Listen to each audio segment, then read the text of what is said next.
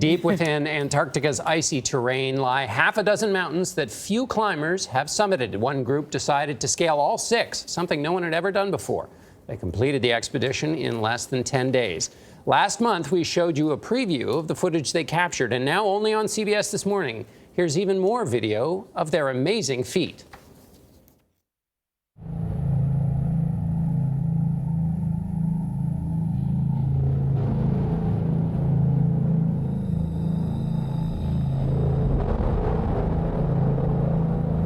I've been pretty afraid of Antarctica in a way. You know, it just seems so cold and so crazy.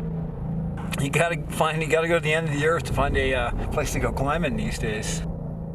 Every single discipline of climbing on one expedition. It is otherworldly. Really scary face climbing.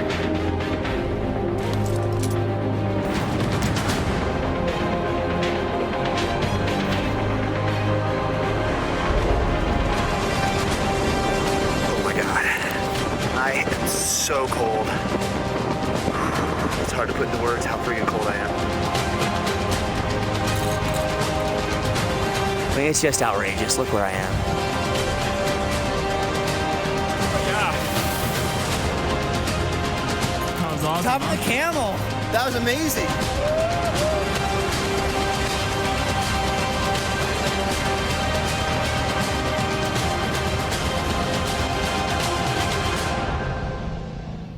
Conrad Anker, Cedar, Wright, and Honnold are 3 of the all-star North Face climbers who recently returned from Antarctica. Welcome to all of you. Wow. This is amazing. Yeah. It's good to be back. Yeah. Conrad, you came up with this idea. Why this particular combination of mountains?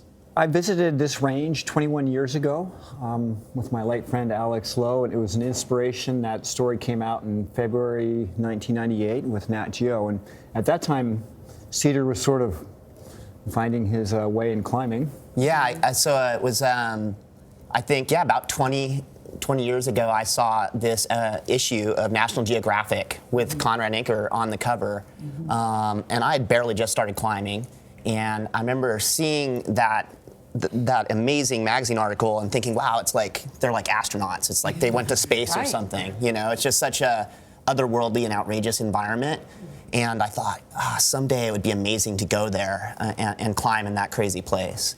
And Alex, when you're there, do you feel that way when your hand is touching the granite? Do you think no human hand has ever touched here? Oh, it may never again? Is that, or are you just thinking about the next handhold? No, I thought about that a little bit for sure. Even just skiing out of camp every day, it feels like real exploration. You know, it feels so remote. You're really out there. So everything we climbed, or most of the things we climbed, were brand new. So we were aware that nobody's ever tried it before. And Alex, a lot of people became familiar with your skills last summer because you were the first person in history to solo climb Yosemite's famed El Capitan without ropes.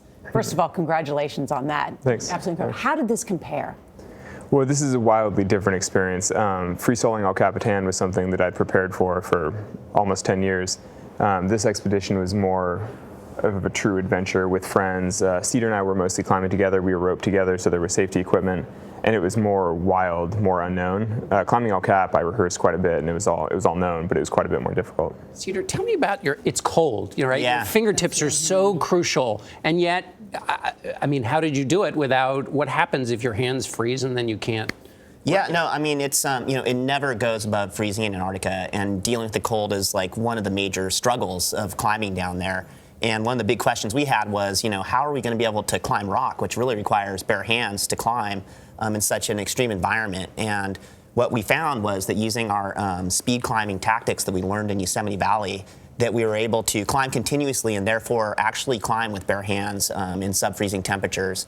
And at times it was pretty comfy. Yeah, Are you thinking warm thoughts? Because one of you on the tape said you can't even describe how cold it is. Because I'm thinking when it hits around 10 degrees here, I'm thinking I should stay home. Or you get an extra coat or a scarf. So psychologically, are you thinking warm thoughts or what are you doing? No, but in a lot of ways, 10 degrees here is colder than Antarctica, because Antarctica at least is 24 hours of sunlight most of the time. Oh. And so if the rock is in the sun, the rock does sort of bake a little bit, starts to radiate a little bit of warmth. It's, I don't know, I mean, walking around New York, York, I get pretty cold too. You know? But like the second you go, that the rock goes into the shade, it's like a whole different world, and it's like it's really like serious, really fast. And that was Conrad, something. you said there's a difference between exploration and adventure. What do you mean? Because they both sound very similar to me. Yeah, great question. Exploration is this quest for knowledge, and humans have been driven by it, and that's why we're the dominant species on this planet. And it's been to what's on the other side of the river, the other side of the oceans. And so exploration in the physical sense it's not quite there, because you can open up your smartphone, you can look on Google Earth, and you can see the world.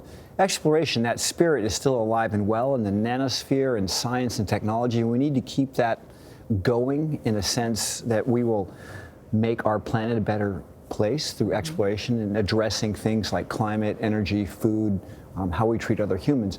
Adventure is taking yourself out of your comfort zone. So go out there, do something a little more risky, a little more challenging, and see what that brings to you. You believe we all should do that?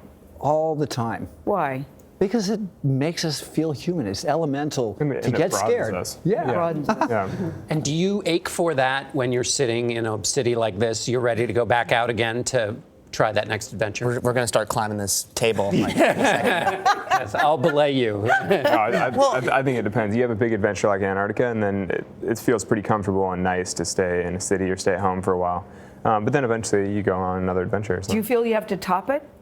Do you always feel you have to top something that you've done? Well, I think that part of the nature of adventure isn't necessarily topping it, it's just pushing your comfort zone in different ways. Okay. So, I mean, it doesn't have to be some crazier trip. It could just be something that you're less versed in, or, learning in a new way, growing in a new way.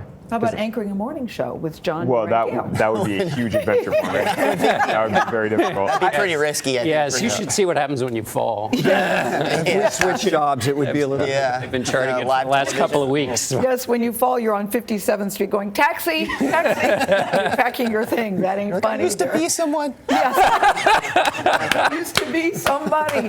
Congratulations. We're glad you're home safe and sound. Thanks. Cedar got jokes. I like it. Conrad, Cedar, and Alex, we're glad you're home safe and sound.